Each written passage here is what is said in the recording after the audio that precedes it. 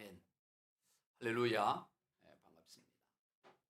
오늘 본문에서 사도 바울은 곧 고린도 교회를 세 번째로 방문할 것을 알리면서 지금까지 현지와 방문을 통해서 고린도 교회 성도들의 잘못을 지적하고 책망한 것들에 대해 이제는 회개하고 돌이킬 것을 강하게 촉구하는 내용입니다. 만약 그러지 않고 사도 바울이 세 번째로 방문했음에도 여전히 죄와 불의 가운데 고린도 교회 성도들이 머물러 있다면 그때는 결코 용서하지 않겠다. 그렇게 강하게 경고를 하고 있습니다. 오늘 본문 2절입니다. 내가 이미 말하였거니와 지금 떠나 있으나 두 번째 대면하였을 때와 같이 전에 죄 지은 자들과 그 남은 모든 사람에게 미리 말하노니 내가 다시 가면 용서하지 아니하리라. 다시 이번에 세 번째 가는데 이번에 가서는 용서하지 않겠다. 그렇게 단호하게 말하고 있습니다. 두 번째 갔을 때와는 다르다는 거예요. 이번에 가서는 두세 사람의 증인을 통해서 범죄 사실을 확증한 다음에 반드시 벌을 내리겠다. 그렇게 말하고 있습니다. 그러니 내가 가기 전에 미리 죄를 회개하고 돌이켜서 바르게 설 것을 아주 강하게 권면을 하고 있습니다. 그러면 오늘 본문에서 왜 사도 바울은 이렇게 강하게 책망을 하면서 가만두지 않겠다고 그렇게 말하고 있을까요? 기독교는 용서의 종교고 사랑의 종교고 또 참고 또 참아줘야지. 이번에는 더 이상 못 참고 벌을 내리겠다고 왜 그렇게 바울은 강하게 나올까요? 그것은 죄가 고착화되어 버리기 때문인 것입니다. 더 이상 그대로 두면 죄가 굳어져 버리기 때문에 그래서 이제는 그 죄가 일상화될 것을 염려해서 그것에 대해서 가만두지 않겠다라고 하는 거예요. 이는 마치 누룩이 퍼지는 것과 같습니다. 처음에는 일부이던 누룩이 가만두면 점점 확장되어져서 전부를 누룩화해버리는 거죠. 그러므로 일정한 선을 넘어서면 그때는 단호하게 제거를 해야 하는 것입니다. 고칠 수 없는 단계에 이르면 그 부분을 버려야 되는 거예요. 그러지 않으면 전부를 다 못 쓰게 되는 결과에 이르게 되는 거죠. 시골에서 고추 농사를 지어보면 탄저병이라고 있습니다. 탄저병은 고추에 있어서 암과 같은 병이에요. 멀쩡한 고추가 썩어 들어가는 병입니다. 그때 농부는 탄저균을 죽이기 위해서 농약을 치지요. 그러나 일정한 선을 넘어서면 농약을 아무리 쳐도 안 되는 거예요. 그런 단계가 있습니다. 그러면 마지막으로 농부는 탄저병에 걸린 고추대를 다 뽑아서 멀리에 갖다 버리거나 불태워버려요. 그걸 거름으로도 쓸 수가 없습니다. 그러지 않으면 고추밭 전체가 탄저병으로 못 쓰는 결과에 이르게 되는 것이죠. 여러분, 인간의 죄의 문제도 마찬가지입니다. 무작정 기다려주고 참아주는 것이 아니에요. 무조건 한없이 용서하는 것이 아닙니다. 한계가 있습니다. 그 바로 한계점은 고착화되는 지점이에요. 그때는 단호하게 반응해야 한다는 것입니다. 어떤 죄든 죄는 대충 넘어가서는 안 됩니다. 반드시 해결해야 돼요. 권면하고 책망하고 참고 기다려서 해결할 수 있으면 그렇게 해결하고 이제 그 선을 넘어서면 단호하게 정리를 해서라도 반드시 죄는 해결해야 한다라는 거예요. 죄와 그리스도인은 함께 갈 수가 없습니다. 죄와 교회는 함께 할 수가 없어요. 왜 그렇습니까? 죄 때문에 근본 하나님의 본체이신 예수 그리스도께서 십자가에 피 흘려 죽으셨어요. 죄 때문에 그러신 거예요. 그러니 어떻게 죄와 성도가 함께 가고 교회가 죄와 함께 갈 수 있겠습니까? 자신의 죄든 다른 사람의 죄든 그리스도는 죄를 대충 넘겨서는 안 되는 것입니다. 죄를 심각하게 받아들여야 돼요. 그리고 반드시 어떤 대가를 지불하더라도 해결해야 합니다. 그것이 그리스도인의 첫걸음이에요. 스티븐 코비라는 박사분이 쓴 성공하는 사람들의 7가지 습관이라는 책이 있습니다. 아마 우리나라에서도 굉장히 많이 근 300만 부 정도 팔렸다 그러니 엄청난 거죠. 아주 세계적인 베스트셀러예요. 거기에 보면 성공하는 사람들은 7가지 습관이 있더라는 거예요. 그 첫 번째 습관이 뭐냐 하니까 자신의 삶을 주도하라. 주도적으로 자기의 삶을 살아라. 반사적인 삶이 아니라 주도적인 삶. 그리고 두 번째는 끝을 생각하며 시작하라. 분명한 목표를 가지고 나가라는 것이죠. 그리고 세 번째는 소중한 것을 먼저 하라. 네 번째는 승승을 생각하라. 즉 윈윈을 하라 이거예요. 다섯 번째, 먼저 이해하고 다음에 이해를 시켜라. 여섯 번째, 시너지를 내라. 일곱 번째, 끊임없이 쇄신하라. 뭐 그런 내용이에요. 뻔한 내용입니다. 그런데 그게 500페이지가 넘어요. 아주 복잡하게 써놨는데 내용을 들어보면 누구라도 알 수 있는 그런 내용이에요. 그런데 그 내용 가운데 이 세 번째 성공 습관인 소중한 것을 먼저 하라. 일의 우선순위를 정하고 가장 중요한 것부터 먼저 하라는 것입니다. 이것이 바로 오늘 본문에 적용되는 아주 성경적인 원리예요. 여러분 신앙생활을 성공적으로 함에 있어서도 소중한 것을 먼저 해야 돼요. 긴급한 것보다 먼저 소중한 것을 먼저 해야 돼요. 오늘 우리 그리스도인에 있어서 죄의 문제가 바로 그런 것입니다. 그 어떤 것보다도 먼저 죄의 문제를 해결해야 돼요. 나머지는 다 그 다음입니다. 어느 시간 관리 강사가 학생들에게 시간 관리에 관한 강의를 하면서 커다랗고 투명한 유리 항아리를 테이블 위에 올려놓았습니다. 그리고는 주먹만한 돌을 그 유리 항아리 속에 집어넣은 거예요. 하나씩 하나 가득 다 채웠습니다. 가득 차자 그 강사가 학생들에게 물어요. 여러분 이 항아리가 가득 찼습니까? 그랬더니 학생들이 이구동성으로 예라고 그렇게 대답을 했습니다. 그러자 그는 다시 테이블 밑에서 조그마한 작은 자갈을 한 움큼 꺼내서 항아리에 집어넣는 거예요. 그리고 깊숙이 그 자갈이 들어가도록 항아리를 흔드는 것입니다.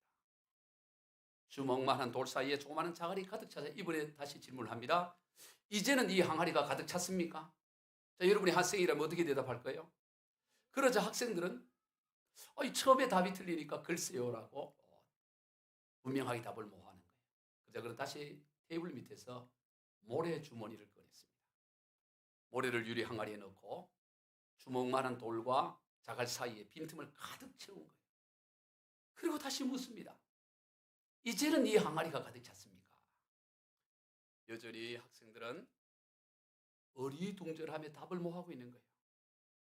그러자 이번에는 물을 한 주전자 꺼내서 그 항아리에 붓는 거예요. 그리고는 학생들에게 질문을 합니다. 이 실험의 의미가 무엇입니까? 우리 일부 예배를 들으신 분들은 잠잠하시고, 여러분 이 실험의 의미가 무엇인지 한번 손을 들고 답을 하면 이따가 꽃배기로 밥을 드실 수 있도록 권한 드리도록 하겠습니다. 보통 아닌 꽃배기. 자, 여러분 이 실험의 의미, 도대체 이 시간관리 강사는 어떤 의미로 이런 실험을 했을까 하는 것입니다. 한 학생이 손을 드는 거예요. 뭐라고 말하냐면은 아무리 바빠서 스케줄이 가득 차더라도 노력만 하면 얼마든지 새로운 일을 그 사이에 추구할 수 있다는 것입니다. 그렇게 답을 하는 거예요. 그러자 그 강사는 아닙니다. 그렇지 않습니다. 부인을 하고는 이 실험이 우리에게 보여주는 의미는 만약 큰 돌을 먼저 넣지 않으면 나중에는 큰 돌을 영원히 넣을 수 없다는 것을 가리키는 것입니다. 그렇게. 여러분 이해돼요? 예. 큰 돌부터 먼저 넣지 않으면 나중에 먼저 물 넣고 뭐 모래 넣고 자갈 넣고 큰 돌 넣으려고 그러면 큰 돌을 못 넣는 거예요. 즉 먼저 할 일이 있고 나중 할 일이 있다. 그걸 보여주는 실험이라는 거죠. 즉 우선순위를 바르게 할 것에 대한 교훈입니다. 여러분 우리 그리스도인의 삶에 있어서도 마찬가지입니다. 무엇보다도 먼저 해야 할 일이 있어요. 그 어떤 일보다도 먼저 해야 될 것은 바로 죄에 관한 문제를 해결하는 일입니다. 그리스도인은 그 어떤 문제보다도 먼저 죄 문제를 해결해야 돼요. 죄보다 심각한 일이 없습니다. 왜 그렇습니까? 죄는 모든 것을 다 무력화시켜버리는 거예요. 우리가 어떤 위대한 일을 하고 어떤 위대한 사역을 하고 엄청난 사람들이 보기에 박수를 칠 만한 일을 했다 하더라도 그 안에 죄가 들어가 있으면 다 무효화되고 무력화되어지는 것입니다. 이런 일은 세상 가운데서도 일면 찾아볼 수가 있죠. 이번 6.1 지방선거에서 아무리 큰 표차로 압승을 거둔 선거라고 할지라도 공직선거법상 위반한 사실로 인해서 징역형이거나 벌금 100만 원 이상의 선고를 받게 되면 당선이 무효가 되는 거예요. 최고 득표차로 당선이 됐는데도 공직선거법상에서 징역형, 집행유예 다 포함되는 겁니다. 그리고 벌금형이 100만 원 이상의 벌금형이 나오면 그 사람의 당선은 무효가 되어지는 것이죠. 죄가 선거의 모든 노력과 수고를 무효화하는 것입니다. 세상 나라도 그래요. 그러니 하나님의 나라는 오죽하겠냐 하는 거예요. 어떤 대단한 일을 했을지라도 죄 문제가 해결되지 않으면 아무 의미가 없는 것입니다. 그러므로 우리는 무엇보다도 우선적으로 죄 문제를 해결해야 돼요. 죄를 대수롭게 여기지 않는 것보다 어리석은 일이 없습니다. 죄를 심각하게 여겨야 돼요. 그래서 1,000,000금을 주더라도 죄라 그러면 죄 앞에서는 갈등조차 하지 말아야 돼요. 이럴까 저럴까 고민조차 하지 말아야 돼요. 왜? 모든 걸 다 무력화시켜버리기 때문에. 사도행전 5장을 보면 아나리아 삽비라 부부가 초대교회 예루살렘 교회 가운데 자신들의 밭을 팔아서 교회 헌금을 하는 일이 나옵니다. 대단한 헌신이죠. 당시 초대교회는 재정이 많이 필요했습니다.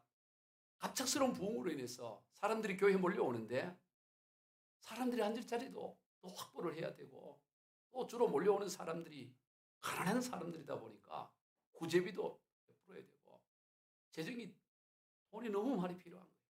절박한 상황이었었는데 그때 이 아나니와 삽비라 부부가 자기 밭을 팔아가지고 헌금을 했으니 얼마나 귀한 일이고 가뭄의 단비와 같은 헌금인 거지요.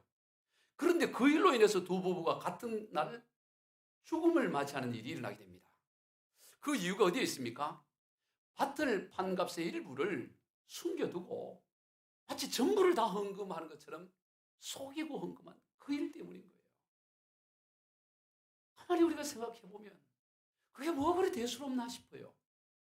아니 아예 헌금 한 푼도 하지 않고 그냥 교회에서 제공하는 것만 받기 위해서 몰려오는 사람들이 대다수였는데 그런데 그것도 자기 밭을 팔아서 헌금을 냈으니 비록 일부를 감추었다 하더라도 그 액수는 상당한 액수였을 거예요. 그리고 감춘 액수는 전체 밭을 값에 해당되면 아주 작은 겁니다. 왜냐? 전부인 것처럼 내놓으려니까 일부밖에 숨기지 않았겠죠. 많이 숨기면 누구라도 알 수 있는 거 아니겠어요? 그렇게 적은 것만 떼놓고 했으니까 드린 헌금의 액수는 굉장히 했을 겁니다. 그런데도 불구하고 그 죄로 인해 두 부부가 한날 죽임을 당하는 일을 당한다. 이 일을 통해서 하나님께서 우리에게 보여주시는 것은 죄에 대한 엄중성입니다. 죄에 대한 엄중성을 초대교회가 지금 세워가는 가운데 제일 먼저 확실하게 보여주는 거예요. 사도행전의 역사가 엄청나잖아요. 1장부터 28장 보면. 그런데 아니 이런 교회의 좀 치부 같은 내용인데 부끄러운 내용인데 이 엄청난 교회 성장 가운데 왜 이런 아나니아와 삽비라 같은 기사를 여기 기록해 놨을까 싶어요. 왜 하나님이 마치 찬물을 끼얹는 것 같은 그런 일을 허락했을까 싶어요. 죄에 대한 엄중성을 하나님 말해요. 교회가 아무리 부흥하고 아무리 대단해도 죄가 그 안에 함께 섞여 있으면 무효화된다는 것입니다. 죄가 함께 있으면 밭이 아니라 자신의 전 재산을 아니 자신의 온 몸을 다 내어준다 할지라도 아무 의미가 없게 된다는 거예요. 그래서 오늘 본문에서 사도 바울은 고린도 교회 성도들을 향해서 이 죄 문제 해결하라고 아주 엄하고 강하게 촉구하는 것입니다. 그런 데 있어서 오늘 본문의 사도 바울은 자신의 권위를 예수 그리스도의 권위에 함께 두고 있습니다. 그렇게 권면하는 것이 그저 개인적인 의견으로 내는 것이 아니고 이것은 바로 예수 그리스도의 권위에 근거해서 내가 말한다. 그런 말을. 바울의 권위는 예수님의 권위에서 비롯됩니다. 즉 예수님으로부터 부여받은 권위예요. 그리고 예수님의 권위가 어떻습니까? 십자가의 죽음 앞에서 너무나 약하고 무력해 보였습니다. 저분이 정말 메시아가 맞을까? 그래서 3년간을 따랐던 제자들도 다 도망을 가기에 급급한 것을 우리가 알죠. 권위가 없어 보여요. 오늘 본문에서 바울도 그렇습니다.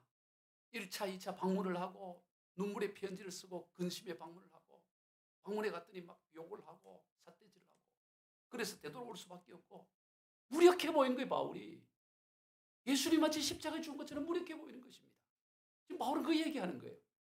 그러나 예수님의 그 십자가의 지심은 무력한 권위 없는 삶이 아니라 다시 부활하심을 통해서 위대하심, 강하심을 드러낸 것이다. 나도 지금 그렇다 그 얘기하는 것입니다. 오늘 본문 4절 같이 읽습니다. 그리스도께서 약하심으로 십자가에 못 박히셨으나 하나님의 능력으로 살아계시니 우리도 그 안에서 약하나 너희에게 대하여 하나님의 능력으로 그와 함께 살리라. 내가 지금 권면하는 것은 하나님의 능력으로 그 권위로 내가 권면하는 것이니 허투루게 듣지 말고 좋은 말 할 때 잘 들어라. 안 그러면 가만 안 두겠다 이런 것입니다. 그러므로 바울의 권면과 책망을 고린도 교회 성도들은 반드시 받아들여야 돼요. 에베소서 4장을 보면 주님께서는 그리스도의 몸인 교회를 세우기 위해서 사도와 또 선지자, 또 복음 전하는 자, 목사, 또 교사 이렇게 직분을 세웠던 것을 말씀하고 있습니다. 그러면서 바울은 사도행전 20장에서 에베소 교회 장로들을 향해 이런 말합니다. 사도행전 20장 28절 여러분은 자기를 위하여 또는 온 양떼를 위하여 삼가라. 성령이 그들 가운데 여러분을 감독자로 삼고 하나님이 자기 피로 사신 교회를 보살피게 하셨느니라. 장로 여러분, 여러분은 그저 성도들이 이분 장로님 세우자고 해서 그래 세워진 게 아니고 하나님께서 친히 주님께서 성령께서 친히 여러분을 감독자로 세우고 자기 피로 사신 교회를 치도록 그렇게 삼으신 것이다. 그 직분에 그것을 의식하고 감당하라고 말하는 것입니다. 즉 직분에 예수님께서 부여하신 권위가 있다는 거예요. 그 권위로 오늘 바울은 고린도 교회 성도들을 가르치고 있는 것입니다. 나아가 오늘 저와 여러분에게도 그러한 주님의 권위가 부여되었다는 사실을 기억해야 돼요. 누가복음 10장을 보면 예수님께서 70명의 사람들을 세상 가운데 복음을 전하러 파송을 하는데 그들을 파송하면서 나의 권위를 고스란히 너희에게 준다 그렇게 말씀을 합니다. 예수님의 권위가 그대로 그들에게 주어지는 거예요. 그러면서 예수님께서 하신 말씀이 너희가 어느 마을에 들어가든지 너희를 영접하고 또 좋은 음식을 내놓으면 감사함으로 받아들이고 또 병든 사람에게 손을 얹어 기도하여 병을 낫게 하고 귀신 쫓아내고 천국 복음을 전해라. 그러나 만약 너희를 받아들이지 않고 거부하고 이러면 너희가 그 집이나 마을을 떠날 때 너희 발에 먼지를 털고 증표로 삼아라. 그러면 내가 그 집과 그 마을 소돔과 고모라보다 더 심한 심판의 날에 심판을 하겠다. 그런 말씀을 하는 거예요. 왜냐하면 그 사람들은 지금 예수님의 권위로 가기 때문에. 자, 우리 누가복음 10장 8절 이하를 같이 읽습니다. 어느 동네에 들어가든지 너희를 영접하거든 너희 앞에 차려놓은 것을 먹고 거기 있는 병자들을 고치고 또 말하기를 하나님의 나라가 너희에게 가까이 왔다라. 어느 동네에 들어가든지 너희를 영접하지 아니하거든 그 거리로 나와서 말하되 너희 동네에서 우리 발에 묻은 먼지도 너희에게 떨어버리노라. 그러나 하나님의 나라가 가까이 온 줄 알라 하라. 내가 너희에게 말하노니 그날의 소돔이 그 동네보다 견디기 쉬우니라. 엄청난 권위인 거예요. 주님의 권위를 그대로 다 부여하신 것입니다. 오늘 우리에게도 이러한 주님의 권위가 부여되어 있다는 사실을 기억해야 됩니다. 다음으로 오늘 본문의 사도 바울은 고린도 교회 성도들로 하여금 자신들이 믿음 안에 있는지를 살펴보라, 점검해보라 그 얘기를 합니다. 오늘 본문 5절입니다. 너희는 믿음 안에 있는가? 너희 자신을 시험하고 너희 자신을 확증하라. 예수 그리스도께서 너희 안에 계신 줄을 너희가 스스로 알지 못하느냐? 그렇지 않으면 너희는 버림받은 자리라. 오늘 메시지의 핵심 구절입니다. 너희는 믿음 안에 있는가? 너희 자신을 시험하고 확증을 하라. 여러분, 교회는 어떤 공동체입니까? 교회는 예수님을 믿는 공동체이죠. 그런데 예수님을 믿지 않는 사람이 그 교회 공동체 안에서 교회가 나갈 문제를 논의한다면 그게 말이 되겠습니까? 앞으로 우리 교회가 어떻게 나가야 될지를 논의하는 자리에 무슬림이 들어와서 이러쿵저러쿵, 불교도가 들어와서 이러쿵저러쿵 하면 그게 그 사람을 권면할 내용이에요. 권면할 정도가 아니라 그 사람은 내어 쫓아야 될 대상인 것이죠. 교회는 예수님을 믿는 사람들의 모임이에요. 그래 너희들이 이런저런 문제 고민이 많고 여름이 있는데 너희들이 정말 예수를 믿는지 그것부터 확인을 해봐라. 예수도 믿지 않으면서 뭐 이런저런 얘기할 게 뭐가 있냐. 그걸 확인하라고 말씀하는 것입니다. 투표권이 없는 사람이 투표를 할 수 없는 거 아니겠어요? 아무리 새벽 오전 6시부터 투표가 시작됐는데 나는 투표하기 위해서 새벽 3시부터 가서 제일 1등으로 줄을 서 있는 거예요. 그런데 투표권이 없어.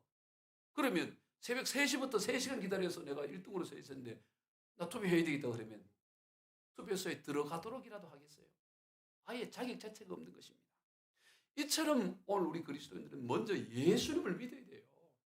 그것부터 확인을 해야 됩니다. 예수를 믿는지 믿지 않는지, 내가 정말 예수를 믿고 지금 이렇게 나가는지 그렇지 않는지를 그것부터 확증을 하고 검증을 해야 되는 것이죠. 수영장에서 수영하는 자세만 취한다고 해서 그 사람이 수영을 하거나 수영 선수가 될 수 없는 거예요. 이 키에르케고르가 한 말인데요. 오늘 그리스도인들이 수영장에서 수영을 한다고 하는데 보니까 사실은 발을 바닥에 대놓고 폼만 수영하고 있다는 거예요. 그런 성도들이 있다는 거예요.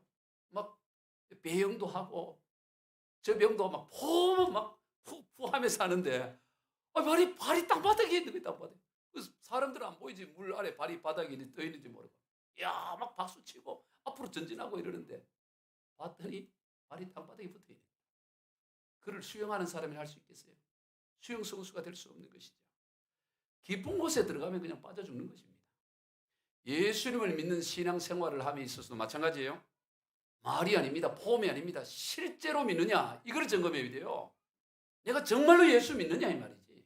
정말 예수 믿고 설교하느냐 이 말이야. 내가 정말 예수 믿고 이 사역 감당하느냐 그거부터 확인을 해야지. 아니, 내가 직분이니까 나는 당연히 그러지. 발은 땅바닥에 붙어 있는데 근데 물속에 있으니까 아니 물속에 있다고 다 수영선수예요. 깊은 데가 빠져 죽어버리는데.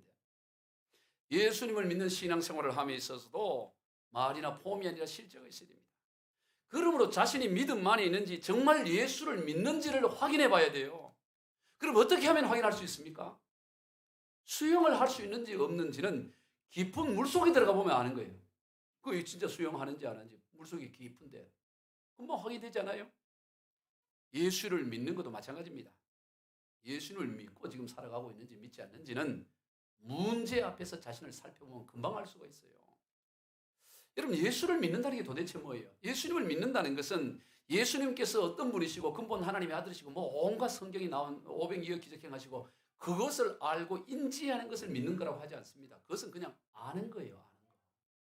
예수를 믿는 거와 예수를 아는 것은 전혀 다른 차원입니다.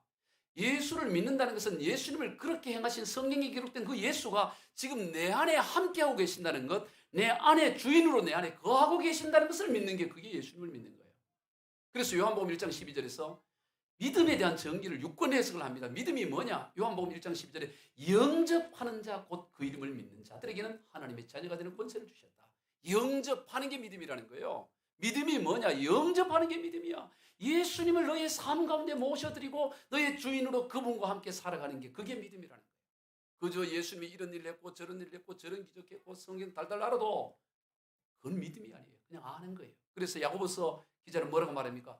그 아는 것, 그거는 예수가 그리스도고 메시아고 어떤 일 했는지 아는지는 귀신도 잘 알아, 귀신도. 귀신 니보다 더 잘 알아, 이 얘기예요.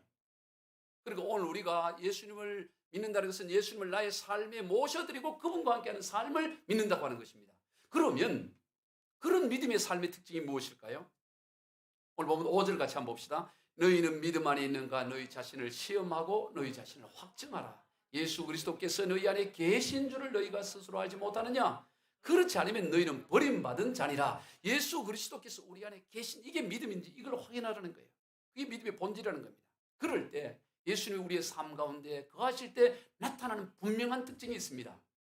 정말로 수영을 잘하게 되면 깊은 물속에 들어가서 빠져 죽지 않잖아요. 거기서 수영하는 게 나타나는 겁니다. 문제 속에서. 오늘 우리가 예수가 정말로 내 안에 거하신 내가 예수를 믿는지 그 믿음이 언제 드러나냐? 문제 앞에 서 보면 그때 금방 드러나는 거예요. 수영 선수인지 깊은 물속에 들어가 보면 금방 알듯이 오늘 우리가 참된 그리스도인인지 정말로 예수를 믿고 사는지는 문제 앞에 큰 문제 앞에 서 보면 내가 믿음이 있는지 없는지 금방 알게 되는 것입니다. 즉 주님의 눈으로 문제를 바라보느냐 하는 것입니다. 주님의 눈으로 바라보면 세상에 문제될 것이 별게 없어요. 다 별거 아닌 것입니다. 다 왜 우리가 고민하고 막 걱정하고 염려하느냐? 거의 대부분은 믿지 않기 때문이에요. 사실은. 정말로 주님을 믿는 삶이 아니기 때문에 그런 것입니다. 별거 아니에요. 세상. 지금 여러분 고민하고 설교 들으면서도 야 그거 어떻게 하지? 돈 들고 튀어버리면 어떡하나? 이거 그 뭐 고민이 할 것도 별게 다 또 있을 겁니다, 아마. 그러나 주님의 눈으로 보면 다 별거 아니야. 한 점에도 되지 않아요. 영국의 작가인 조나단 스위프트라는 분이 걸리버 여행기라는 책을 썼습니다. 여러분, 걸리버 여행기 들어보셨죠? 아마 많이들 읽어도 보셨을 것이고, 읽어보지는 않더라도 책 제목은 아마 들어봤을 것이고, 그 내용이 대충 어떻다는 내용은 아마 다들 알 것입니다. 이 소설 속의 주인공인 걸리버는 외과 의사로서 항해를 하게 됩니다. 그는 늘 바다를 사모하며 바다로 나가기를 원해서 항해를 하는 도중에 큰 풍랑을 만나서 암초에 배가 부딪혀서 파손이 되어버린 거예요. 그래서 바다에서 이제 배가 파손되니까 이제 죽을 그런 위기에 있었는데 큰 널판지를 발견하고 거기에 자기 몸을 실어서 겨우 살아나요. 그래서 정처 없이 표를 하다가 어느 섬에 이르게 된 거예요. 근데 그 섬의 이름이 릴리펫이라는 섬인데 소인국이라는 의미의 작은 사람들이 사는 섬이에요. 사람들의 키가 얼마냐? 15cm 되는 게. 전부 사람들이 키가 15cm.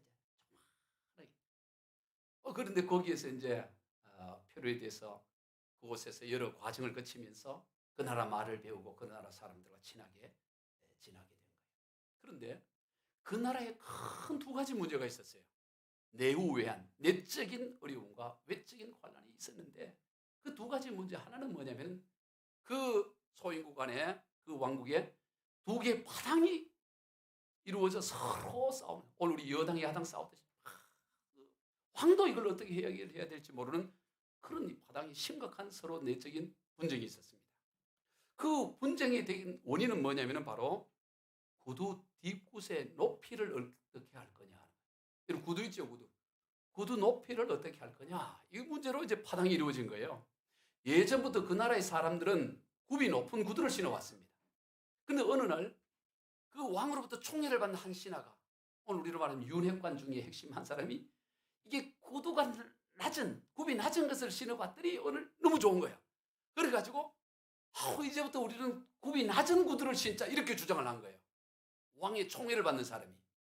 그러니까 그것을 따르는 파가 새로 생겨난 거예요. 그런데 전통적으로 늘 굽이 높은 구두를 신었는데 하루아침에 이렇게 낮은 구두를 신자는 파가 생겨나면서 서로 분쟁이 일어나게 된 거죠. 굽이 높은 구두를 신을 거냐, 낮은 구두를 신을 거냐. 여러분 어떤 구두 신어야 되죠? 그래서 서로 이게 분쟁, 이게 파당, 두 개의 파당 문제인데 왕도 이 문제를 어떻게 해결하지 못하고 전전긍긍하는 문제가 안에 있는 거예요.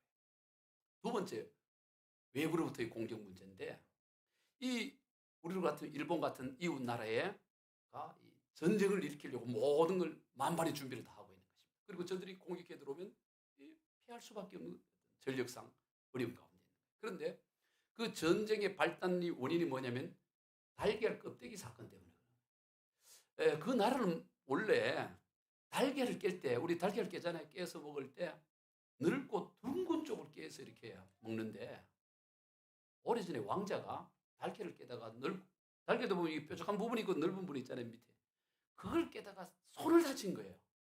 그래가지고 그 이후로부터는 왕이 앞으로 달걀을 깰 때는 위에 뾰족한 부분을 깨라 이렇게 법으로 제정을 한 거예요. 만약 그렇게 깨지 않고 전통적으로 그 넓은 부분 깨다 걸리면 감옥에 집어넣는다라고 그렇게 법이 선포가 된 것입니다. 그러니까 전통적으로 우리는 늘 그 넓은 부분을 깨서 먹었는데 위로 뾰족한 걸 깨라 그러니까 또 국민들이 들고 일어나면서 반란이 곳곳에서 일어나게. 그래서 왕이 이제 군대를 보내서 진압을 한 거예요. 진압을 해요. 그래서 진압을 당하는 가운데서 이제 잡히면 죽게 되니까 이웃 나라, 우리로 말하면 일본 같은데 다 간 거예요. 그리고 거기서 그 일본 정부와 이웃 나라와 이 협력을 해서 여러 정보를 흘려주면서 전쟁을 준비하고 이제 성공을 하려고 준비 가운데 있다. 이 두 문제, 굽의 높이 문제와 달걀 껍데기 깨는 거, 이 두 문제 때문에 나라가 지금 왕도 지금 잠을 못 자고 고민하고 있던 거예요. 걸리버가 그걸 들어보니 기가 차는 거죠. 걸리버의 눈으로 볼 때는 너무나 시시한 거예요. 걸리버가 자는 이 침대는 그 소인국의 사람들 600명의 침대를 합쳐야 그 걸리버가 혼자 자. 그리고 그가 하루 먹는 이 식사량이 1724명분을 먹어, 혼자서. 그건 2000명분을 자기 혼자 먹어요. 그러니까 그렇게 먹는다고. 그러니까 그거 이끄는 마차는 1,500마리 말이 끌어야지 탈 만큼. 그 어마어마. 그러니까 이 걸리버가 봤을 때는 이거 뭐 너무 그러니까 이 문제를 보고 걸리버는 참 안타까워하는 거죠. 여러분 이 얘기 왜 하느냐? 여러분 걸리버의 눈으로 볼 때 그런 것처럼 우리가 하나님의 눈으로 우리 안에 계신 예수 그리스도의 눈으로 보면 아무것도 아니에요. 별것 아니에요. 여러분 정말 우리가 예수를 우리의 주로 모시고 우리 안에 영접하고 살아간다면 세상 무슨 일이 일어나도 대수롭지 않게 보여져야 되는 거예요. 그거 가지고 뭐. 여러분 신앙인들은 다 그렇게 했습니다. 믿음의 사람들. 다윗의 눈에 비친 골리앗이 그랬어요. 골리앗이 다윗을 보니까 왜 사람들이 저래 벌벌 떨지? 골리앗 때문에 사울 왕도 막 두려워하고 군사들도 막 떨어요. 키가 거의 2m 93에 가까워. 막 그가 소리치면 산이 쩌렁쩌렁 울리니까. 그런데 골리앗을 보는 다윗은 그러지 않는 거야. 사람들이 왜 저 골리앗 보고 뭐 저래 두려워하냐? 그렇게 보여주는 거예요. 다윗 보기에는 그저 개가 짖는 것처럼 보이죠. 하나님의 눈으로 보니까. 도단성을 둘러싸고 있는 아람 군대를 바라보는 엘리사의 눈도 역시 그랬습니다. 그리고 뒤에는 애굽의 중무장한 애굽 병사들이 쫓아오고 양옆은 모래산이고 앞은 시퍼런 홍해 바다를 바라보고 그것을 바라보는 모세의 눈이 그랬어요. 하나님의 눈으로 보니까 그 홍해 바다 아무것도 아니야. 애굽 병사 아무것도 아닌 거예요. 다 별것이 아닌 것입니다. 오늘 본문에서 고린도 교회 문제들도 역시 그런 거예요. 바울파니, 아볼로파니, 게바파니 무슨 파니 하면서 막 파당이 이루어서 서로 싸우는 거나 걸리버 여행에서 높은 뒷굽하나 낮은 뒷굽하나 다를 바가 없는 거예요. 서로 잘났다고 하는 게 그거 구두 뒤를 얼마나 높일 거냐 그거랑 뭐 차이가 뭐가 있냐는 것이죠. 아무것도 아닌 것입니다. 또 성도들 간에 법적인 소송을 하고 뭐 누가 옳고 하고 성도 안에 막 서로 엉고 피고 이러고 그것도 가만히 생각해 보면 주님의 십자가의 죽으심을 바라보면 그것까지 그 손해 봐도 되고 억울한 일 당해도 그거 아무것도 아닌 일이죠. 주님께서 십자가 온 우주 만물을 창조하신 주님이 나를 위해 십자가에 죽으셨는데 그 은혜 그 빚을 생각하면 성도가 날 좀 기분 나쁘게 하고 내 억울하게 한다고 그런다 해도 그거 가지고도 그냥 뭐든 다 그런 거예요. 천국과 지옥의 존재를 정말로 믿게 되면 이 땅의 어떤 희생도 능히 감당할 수가 있는 거예요. 여러분 만약 이번 여름 수련회 때 천국 한 번씩 다 갔다 오고 이렇게 티켓이 있어가지고 천국 티켓 한번 갔다가 여름 수련회 2박 3일이든 한번 4박 5일 한번 갔다 오면 아마 여기 난리가 날 거예요. 뭐 서로 헌신하겠다고. 목사님 내가 청소는 내가 감당하겠습니다. 밥은 제가 감당하겠습니다. 이러면서 막 엄청 너무 열심히 그거 뜯어말리려고 제가 힘들 거예요. 여러분 정말로 천국을 가보면 이 땅에서 헌신하고 고생하고 또 억울한 일 당하고 그게 영광이 되는 거예요. 주님 생각하면서. 기꺼이 손해보고 손해보는 걸 영광으로 여기고 그러려고 막 서로 그러려고 그러게. 하나님의 눈으로 보면 문제될 게 아무것도 없어요. 내가 정말로 믿음 안에 있는가? 그것 시험하러 점검하라는 거예요. 너희들이 정말로 예수 믿는지 정말로 예수 그리스도 영 성령이 너희 안에 거하심을 믿는지 자신을 점검하고 확증을 해라. 그렇지 않으면 버림받은 자야. 아니 버려진 자들이 뭐 교회에서 큰 소리 치고 그래. 이게 오늘 보면 5절 얘기잖아요. 그럼 너희들 버려진 자들이야. 그거부터 확인하고 얘기해. 여러분 말씀을 정리합니다. 먼저 죄와 그리스도인은 함께 할 수가 없습니다. 죄와 교회는 함께 할 수 없어요. 죄는 반드시 해결해야 돼요. 죄는 모든 것을 다 무력화시켜버리기 때문에. 야, 요것만, 살짝 요것만 하면 너 돼. 돼갖고 뭐, 어떻게 해야 되나? 다 의미가 없어져 버려요. 우리가 어떤 대단한 일을 했을지라도 죄가 해결되지 않으면 아무 의미가 없어요. 그래서 우리 그리스도인은 죄라 그러면 갈등조차도 않고 뒤돌아서야 돼요. 아멘. 유혹에 대해서 고민조차 할 필요가 없어요. 예수 믿는 사람.